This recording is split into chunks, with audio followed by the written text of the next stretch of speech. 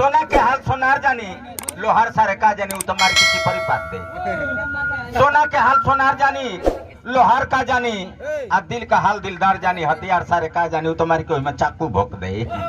लेकिन ये साहब देखी गगरी से गगरी लड़ावल ना जाला, आज जे डहकत बा ओके सतावल ना जाला, आ लिखे टेढ़ बाउर जो अपन परानी तो दूसरा से चिट्ठी पढ़ावल ना जाला।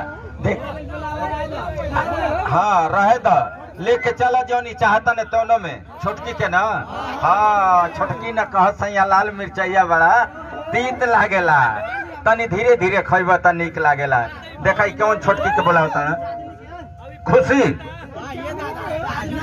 चांदनी फरमाइश ना पारा पारी को सबके ले जाए हेकर के ले ली ज्यादा जितना देता है आराम से। गर्मी के मौसम हम खुदे अस्कितात हैं, लेकिन अबे मौसम धरता हो जाए व्यवस्था ये के। आइए मिस चांदनी जी अब बाबू गाना हुए चाहिए हमार वाला गीतिया। तुम इतनी शिविर हो गई हो